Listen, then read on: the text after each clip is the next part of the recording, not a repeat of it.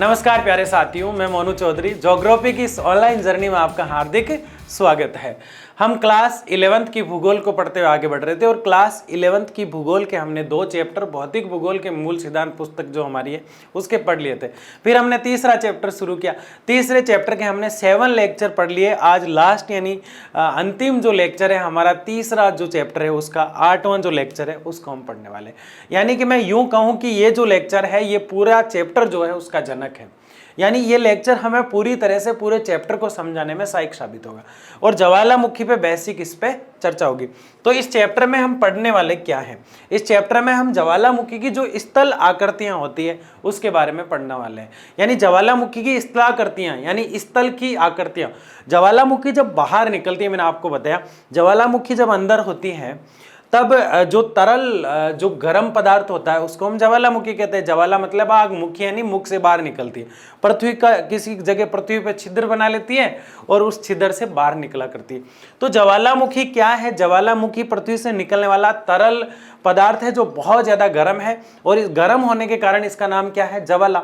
और पृथ्वी में एक छिद्र बनाती है और छिद्र जो होता है इसीलिए इसका नाम मुखी हुआ आगे, तो ज्वालामुखी।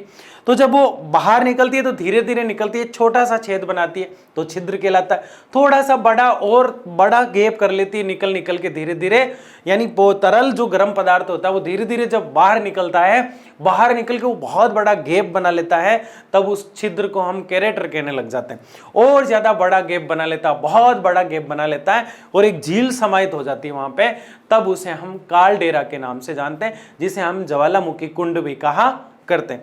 तो छिद्र से क्या बना? छिद्र से जो है क्रेटर बना और क्रेटर से कालडेरा बना। तो इस प्रकार से यह प्रक्रिया होती है। ज्वालामुखी जब तरल पदार्थ जब पृथ्वी के अंदर होता है और बाहर आने के लिए उत्साहित होता है तब तक वो मैग्मा है, गर्म स्थिति में, लेकिन बाहर आके जैसे ठंडा होता है या बाहर आ जाता है तब वो लावा कहलाता है। ये सिंपल तरीके से याद रखने का तरीका है। तो हम इसी प्रकार से ज्वालामुखी को हमने पूरी तरीके से समझा। आज जब वो मैग्मा जब बाहर आता है, वो लावा बन जाता है, वो प्रक्रिया जो सारी हमने समझी, लेकिन आज जो उस लावा जो बाहर आया है, उस लावा के बाहर आने के बाद जो स्थल के ऊपर जो आकृति बनी है, जो एक रूपरेखा बनी है, जो एक बनावट बनी है, जो एक संरचना बनी है धरती के ऊपर, ज्वालामुखी जहां से निकली है, जहां से ज्वालामुखी फटी है, उस स्थान पे जो आकृति बनी है ना, उसको हम ज्वालामुखी स्थलाकृति के नाम से जानते हैं। तो आज ये कैसी कैसी स्थलाकृतियां बनी, आज हम इन्हीं पे चर्चा करेंगे। देखिए, यानी ज्वालामुखी जैसे ही बाहर आई है इतनी सारी स्थलाकृतियां बना देती है। कितनी सारी?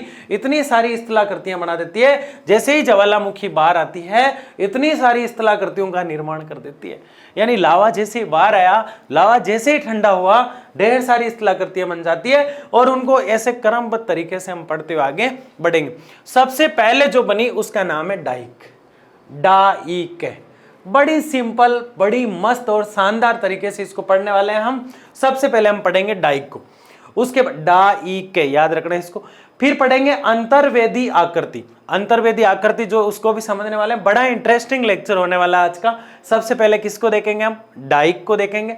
उसके बाद अंतर्वेदी आकृति को देखेंगे।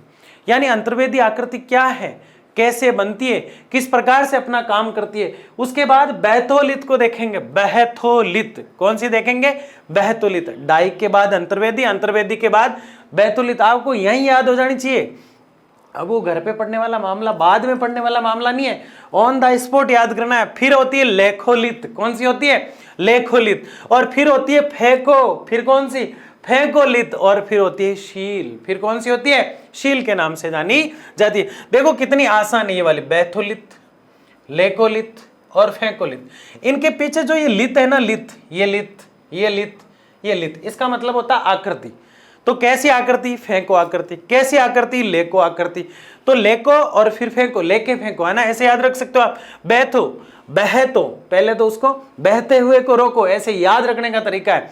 पहले क्या करना है? उस बहते हुए को रोको, बहते हुए को रोका, रोके ले लिया उसको, बहते हुए को, बहते को लेके और लेके को फेंको।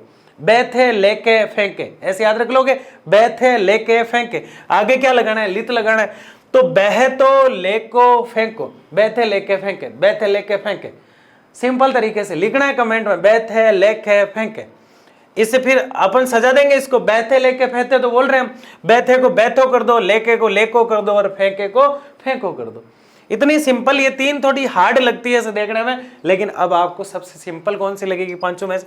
और फिर सील पैक कर दो, फेंकने के बाद क्या कर दोगे, सील पैक कर दो, कहीं वापस ना आ जाए, कहीं डाई लगा के वापस ना आ जाए, जंप करके वापस ना आ जाए डाई। और अंतर्वेदी तो सबको भेद बताती है, अंतर्वेदी कौन सी, अंतर्वेदी। तो 5 याद हो जानी चाहिए, सबसे पहले डाई लगाना है, जंप लगाना है, और फिर इनको भेदना है। अंतर्वेदी यानी भेदना है, यानी फाड़ना है बीच में से। डाई यानी जंप होता है, डाई लगाना मतलब यूं इस प्रकार से डाई लगाना है ना, डाई लगाना मतलब जंप होता है। डाई लगा के भेद दो इनको, फिर बहते हुए को जो है लेके और फेंको, और फिर सील पैक कर दो। मतलब ऐसे ही याद करना है, नहीं तो याद नहीं होगी। क्या करना है, डाई लगाना है, जंप लगाना है, डाइक, डाइक याद होगी, डाई लगाना मतलब डाइक। डाइक जैसे हमने पढ़ा, अंतर्भेदी यानी बीच में भेद करना है, किसको, आगे वाली को। डाई अंतर्वेदी, डाई और अंतर्वेदी दोनों याद होगी। फिर बहते हुए को रोकना है, फिर लेके फिर फेंकना है, और फिर सील को पैक करना है। लेके फेंका और सील को पैक कर दिया। कितनी सिंपल है। क्या पढ़ रहे हैं हम, ज्वालामुखी की स्थल आकृति, यानी जैसे ही आग बाहर निकली, जैसे ही गर्म पानी जो मैग्मा था वो लावा बनने लगा, उस समय कुछ तो बना होगा, या तो दीवार बनी, या फिर बड़ी इमारत की तरह दिखने लग गई, या फिर फैल गई, या फिर अंदर धस गई। तो ये वो प्रकार है जो स्थल आकृतियां बनी है। जैसे ही, जैसे मैं खड्डा खोदूं, अंदर से कुछ मिट्टी निकाली मैंने, मान लो अंदर से, तो मिट्टी को या तो मैं सीधा पहाड़ बना दूंगा, मिट्टी का छोटा सा खेलने वाला है ना, या फिर समतल मकान बना दूंगा। बचपन में खेला करते थे ना हम, जब बारिश आती थी यूं छोटी छोटी इमारतें बना देते थे। इमारतें तो क्या होती थी, लेकिन आज भी हम देवी देवताओं की दया करते हैं, पहाड़ों के ऊपर तो वहाँ 3 पत्थरों को रख के एक इमारत बना देते हैं। मेरा ऐसा मकान बना देना भगवान, मेरी मन की इच्छा पूरी कर देना, ऐसे करते हैं ना। हाँ, तो ये सारी चीजें जो होती है ना, ये स्थलाकृतियां कहलाती है। क्या कहलाती है, स्थलाकृति। हम छोटी स्थलाकृति बनाते हैं, मैग्मा और लावा मिलकर बड़ी स्थलाकृति बनाते हैं। तो हम पढ़ रहे हैं ज्वालामुखी स्थल आकृतियां। पहले डाइक आई, फिर अंतर्वेदी आई, और फिर बैथो, लेको, फेंको, और फिर सील पैक। बताओ याद हुआ कि नहीं हुआ, हुआ ना। बड़ी सिंपल ज्योग्राफी, बड़ी मस्त ज्योग्राफी है, शानदार तरीके से हम पढ़ते हुए आगे बढ़ रहे। तो फिर बताओ पहले कौन सी पढ़े, पहले हम पढ़ेंगे डाइक। कौन सी पढ़ेंगे, डाइक। आगे डाइक बड़ी सिंपल है, डाइक को समझते हैं। किसको समझ रहे हैं, डाइक है, याद रख लोगे। अब देखे दोहराओ, देखे याद है क्या आपको, क्योंकि अब दिखाई नहीं दे रही, पहले तो आपको दिखाई दे रही थी। डाइक के बाद क्या आएगी, हाँ सही सोचा, अंतर्वेदी। कौन सी आएगी इसके बाद, लेके सबसे पहले बहते हुए को रोको, बहतो, लेको, फेंको, सील। डाइक अंतर्वेदी करना है, डाइक करते ही, जंप करते ही क्या करना है, भेद करना है, तोड़ना है उसको। फिर उसको बहते हुए को रोका, फिर लेके, फिर फेंको, फिर सील। ऐसे याद कर लोगे। अब कौन सी पढ़ रहे हैं, सबसे पहले हम डाइक। हर जो है, हर प्रकार की स्थल आकृति, स्थल आकृति मतलब बनावट, बनावट मतलब संरचना, यानी कि जो आकृति बनी है, बाहर मैग्मा और लावा निकला ना, उसके बाद जो आकृति बनी है ना, उसको हम पढ़ रहे हैं। ज्यादा बिल्कुल लोड लेना ही नहीं है, ज्यादा टेंशन में आना ही नहीं है। स्थलाकृति का मतलब क्या होता है, जमीन के ऊपर जो जो पहाड़ पर्वत नदियां दिखती है, उसको आज तक बनावट भौतिक भूगोल बोलता है। तो भौतिक भूगोल में बनावटों का अध्ययन होगा। भौतिक भूगोल सिर्फ और सिर्फ किसका अध्ययन करेगा, भौतिक चीजों का, जो पृथ्वी के साथ ही पैदा होगी। तो ये ज्वालामुखी वगैरह सब साथ की साथ में आई थी, वो आग बनना, ज्वालामुखी, ज्वार भाटा, ये सुनामी नामी, ये सब पृथ्वी के साथ ही आई थी। फिर धीरे धीरे अच्छे से डेवलप हो पाई। लेकिन मानव बाद में आया था, आपको पता है मानव बहुत लेट आया था, आज से लगभग 4.6 अरब वर्ष पहले आया, जबकि पृथ्वी तो बहुत पहले बन गई थी। तो इस प्रकार का जो निर्माण हुआ ना, उन सारी चीजों को हम देखने वाले। तो डाइक क्या करती है, डाइक का सेकंड स्टेप अंतर्वेदी आएगा, लेकिन डाइक की मेन चीजें पढ़ेंगे हम। प्रत्येक जो स्थला करती है उसकी 3 महत्वपूर्ण चीजों को लेकर चलेंगे, और 3 चीजों से ही उसको याद करेंगे, ताकि 3-3 करके अपन को याद हो जाए। डाइक धरातल के समकोण होती है। कैसे होती है, अब देखो आप कहेंगे सर ये तो समकोण दिखाई नहीं देती, ये सूखने के बाद की स्थिति है। कब की स्थिति है, ये सूखने के बाद की स्थिति बनी हुई है। फिर ये दीवार की तरह दिखने लग जाती है। कौन सी आकृति, डाइक है क्या, सबसे पहले ये बताओ मुझे। डाइक आकृति है, किसकी आकृति है भाई, ज्वालामुखी की आकृति है। किसकी आकृति है भाई, ज्वालामुखी की आकृति है। बताओ दोस्तों किसकी आकृति है, ज्वालामुखी की आकृति है। कौन, डाइक। डाइक एक आकृति है, ज्वालामुखी जैसे ही बाहर निकली, मैग्मा जैसे ही बाहर निकला, लावा बना, और उससे जो आकृति बनी है वो हमेशा धरातल के समकोण होती है। अगर वो डाइक है तो कैसी है, डाइक हमेशा समकोण होती है, सबसे पहले याद रखना है। और जैसे ही लावा ठंडा होने पर, ठंडा हो गया मतलब सूख गया, मैंने पहले बताया आपको, जैसे ही जमीन से लावा निकला है, मैग्मा निकला है और मैग्मा जो है लावा बनने की कंडीशन में आता है, फिर वो ठंडा हो जाता है। जैसे ही वो निकला तब तो क्या था, समकोण आकृति बना रहा था। जैसे ही ठंडा हुआ क्या बना दिया भाई, दीवार बना दी इसने। क्या बना दी, दीवार बना दी, ऐसे वाली दीवार बना दी इसने। सर ये तो पर्वत नजर आ रहा है, नहीं अभी ये दीवार ही है। क्या है, दीवार ही है। ठंडा होने पर दीवार की तरह संरचना कैसी बना देता है, दीवार की तरह। पहले कैसा था, डाइक। सबसे पहले कौन सी पढ़ रहे हैं हम, डाइक पढ़ रहे हैं। डाइक कैसी थी बताइए मुझे।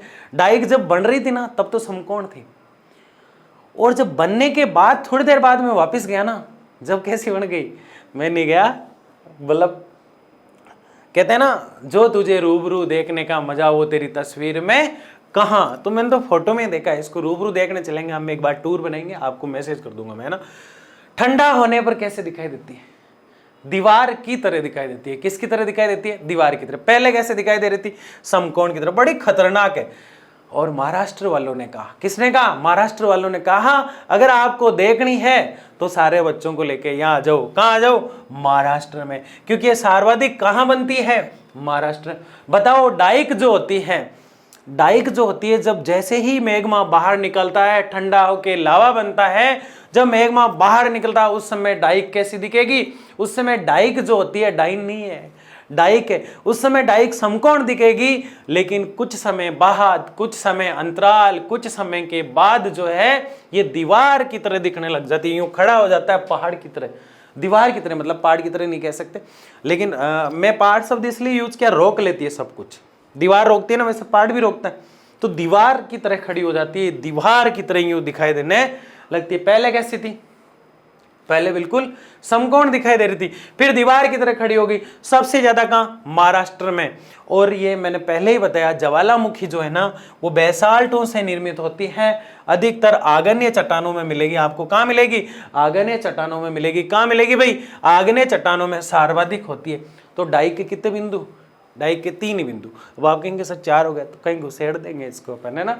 तो डाइक सबसे पहले समकोण, लेकिन बाद में कैसी, दीवार की तरह। क्या कितने पॉइंट हुआ, पहला पॉइंट, यानी पहले कैसे दिखाई दे रही है, समकोण, फिर कैसे हो गई, दीवार की तरह, पहला पॉइंट।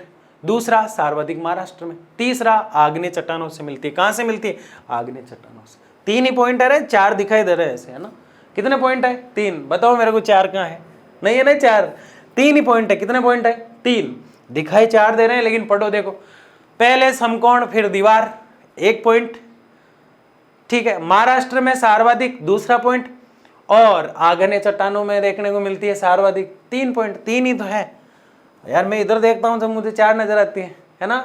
आप समझ चुके हैं ना, क्योंकि समकोण पहले फिर दीवार के रूप में आती है, इसको हम एक साथ बोल रहे हैं। तो बताओ कौन सी पढ़ी, डाइक। अब कौन सी पढ़ेंगे, दौड़ाओ दिमाग। अंतर्वेदी, अंतर्वेदी, अंतर्वेदी लंका डाहे। अंतर्वेदी कौन सी, बताओ पिछली कौन सी थी, सब जानते हैं आप, डाइक थी, है ना। ठंडा होने पर कौन सी पढ़ रहे हैं, अंतर्वेदी। कौन सी पढ़ रहे हैं, अंतर्वेदी। ठंडा होने पर आग्नेय सेल बनती। मैंने पहले कहा ज्वालामुखी किसके आसपास घूमेगी, आग्नेय चट्टानों के पास। आग्नेय चट्टानों के पास घूमेगी ज्वालामुखी हमेशा और हमेशा। बेसाल्ट जो कण होते हैं उनसे बनी होती है ज्वालामुखियां, ठीक है ना।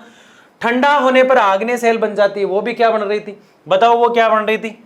देखो ठंडा होने पर सर्वाधिक किस्में होती हैं, आग्नेय चट्टानों में। ठंडा होने पर दीवार की तरह दिखती थी, यहाँ पे तो ये लिखा है, लेकिन लास्ट में इसने लिखा है कि आग्नेय, जबकि ये भी ठंडा होने पर कैसे दिखाई देती है, कैसी दिखाई देती है, ठंडा होने पर आग्नेय सेल बन जाती। अभी कोई महत्वपूर्ण बात आई क्या, क्योंकि आग्नेय तो होना ही है लास्ट में ना, लास्ट में जाके बूढ़ा तो होना ही है ना, तो लास्ट में जाके ज्वालामुखी को आग्नेय तो होना ही है। ये लावा भीतर ठंडा होने से बनी आकृति है। लावा जब अंदर ही ठंडा हो जाता है, अब ऐसा नहीं है कि अंतर्वेदी में लावा हमेशा अंदर ही ठंडा हो, कभी कभी बाहर ठंडा हो जाता है, कभी कभी बाहर आकर ठंडा हो जाता है, और कभी कभी अंदर ठंडा हो जाता है। इसलिए इसके दो रूप हो जाते हैं। There is a 2 part. कैसे, एक तो पताल के अंदर, एक धरती के ऊपर।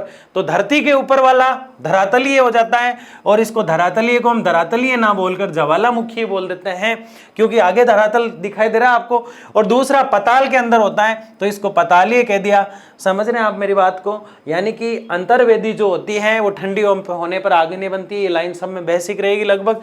ये लावा भीतर ठंडा होने से बनी आकृति, लावा भीतर ही ठंडा हो जाता है ना, उससे बनने वाली आकृति है। यानी कोई भी अंतर्वेदी से महत्वपूर्ण क्लू नहीं मिला अभी तक, कोई भी, सिर्फ और सिर्फ ये क्लू मिला है कि ये ठंडी होने पर आग्नेय बनती है। ठंडी होने पर क्या बनती है, जो सबका बेसिक चलता है। यानी अंतर्वेदी नाम जब सुना मैंने पहली बार, जब मैं पढ़ाई करता था, जब मैंने पहली बार अंतर्वेदी का नाम सुना, मैंने कहा फेकोलिथ जितनी भी है ये तो सिंपल ही लगती है, मुझे तो सबसे ज्यादा खतरनाक कौन सी लगती है, अंतर्वेदी। कौन सी लगती है? जब इसको मैंने पढ़ा तो इसमें कुछ भी नहीं है।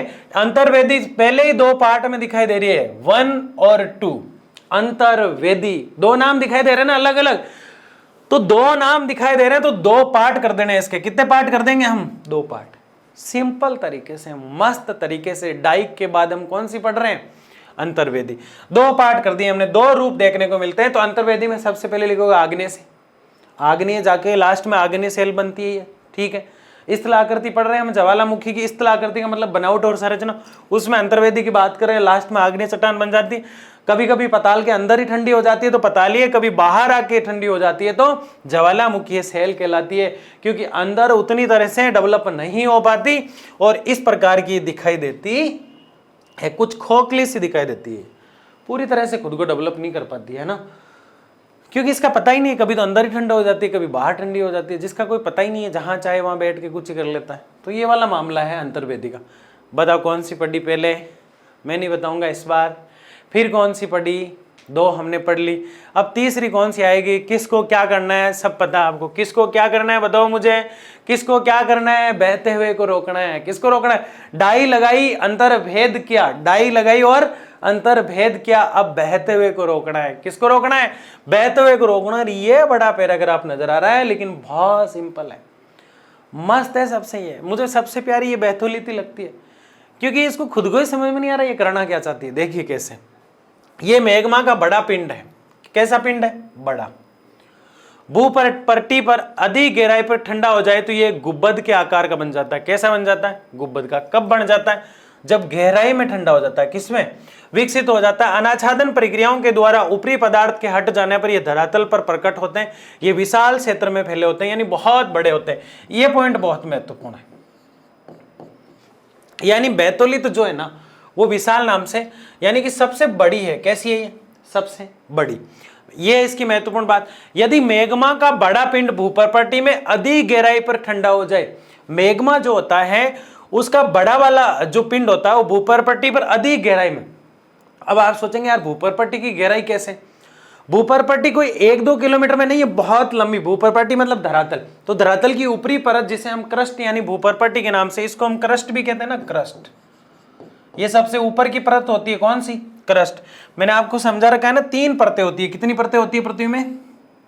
3 परतें होती है ना। डिब्बे की आकृति में समझा रहा हूं, ऐसे आपको समझ में आ जाए इसलिए। पहली कौन सी होती है? क्रस्ट। फिर कौन सी होती है? मेटल। फिर कौन सी होती है? कोर।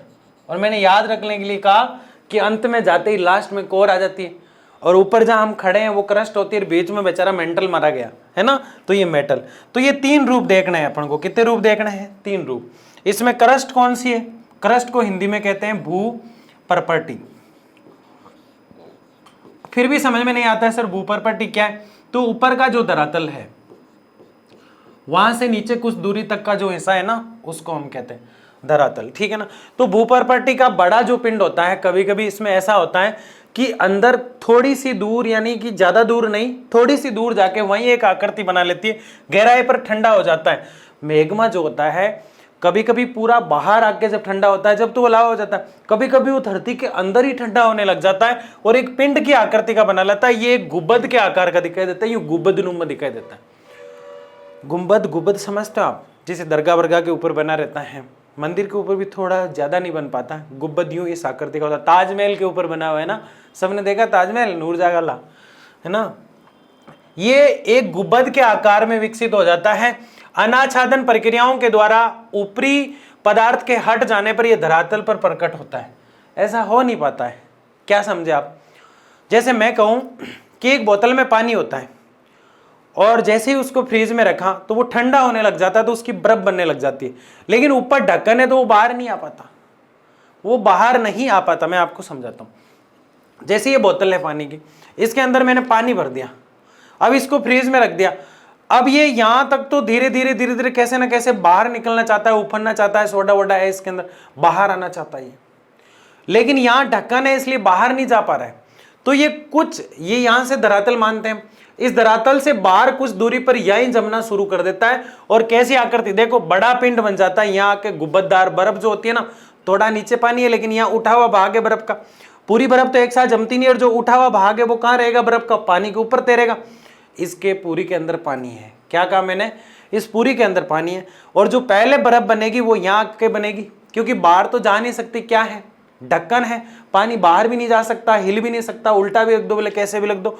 तो ये जो धरातल है यहां तक वो गुब्बद आ जाता है। क्या करता है, गुब्बद यहां तक आ जाता है।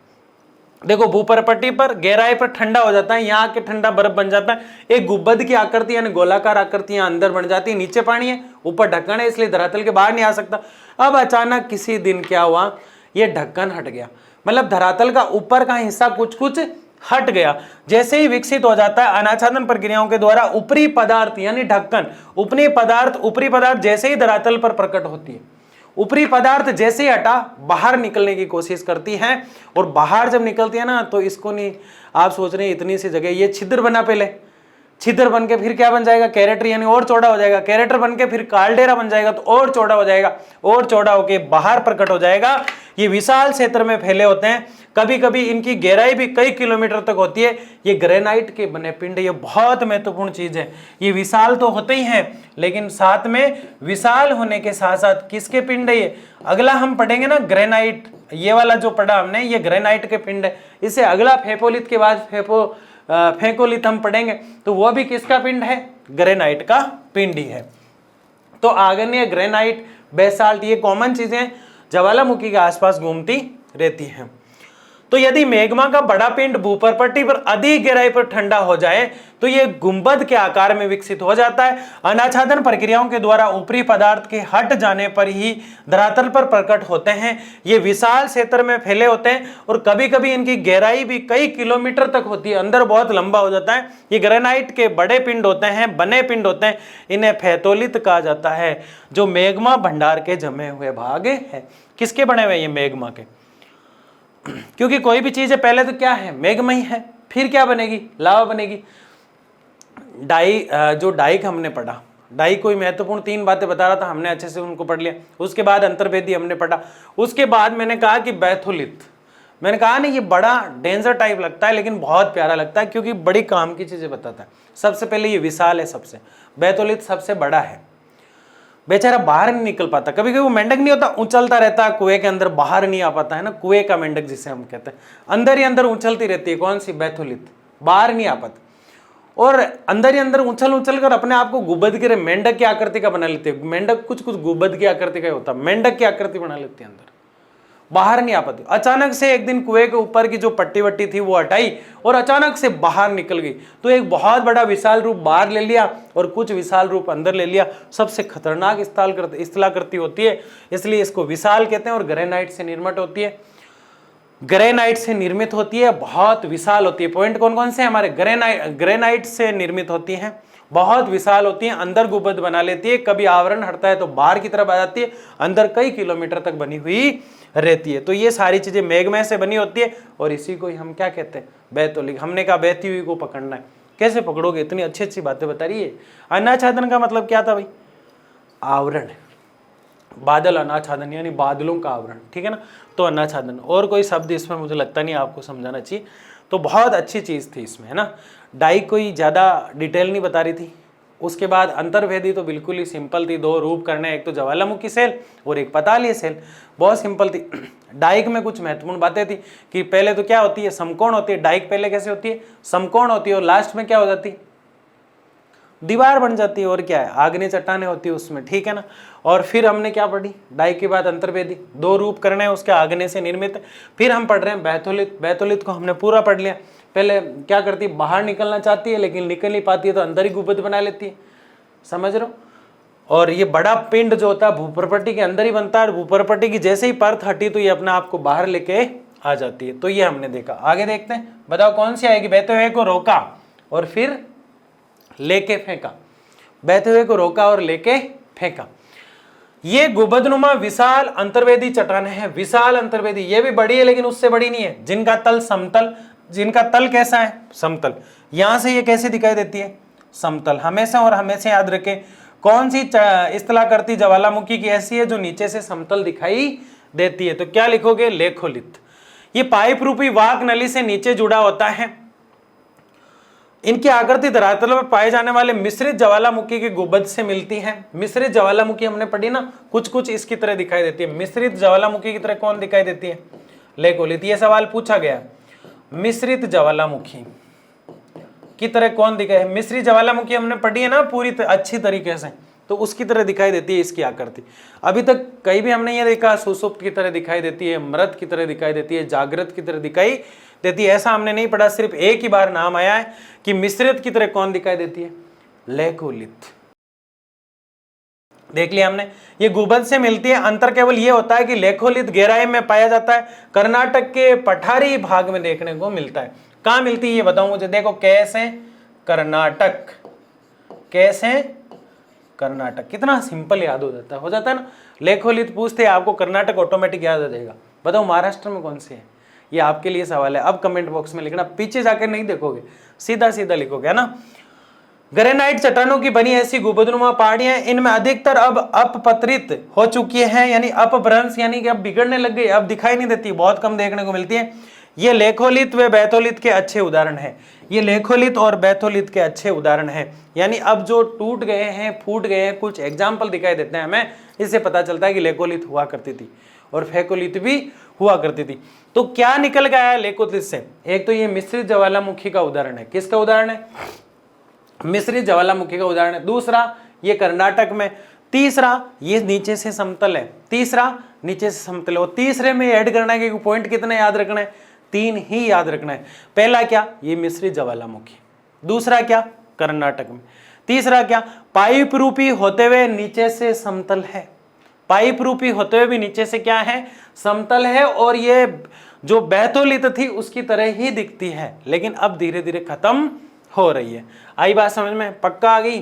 कहां देखने को मिलती है, कर्नाटक में। अब कौन सी, अब बड़ा शानदार वाला चार्ट आया, लेपोलित, फेकोलित और सील। इससे पहले कौन सी थी, ध्यान से समझना। यहाँ पे वो चार्ट में यहाँ लेके आता हूं आपके लिए। देखो बैथोलित थी, कौन सी थी, बैथोलित। अंतर्वेदी हमने देखी, फिर कौन सी थी, बैथोलित, और फिर लेखोलित। यहाँ क्या है, क्या बैथोलित यहाँ पे है, बैथोलित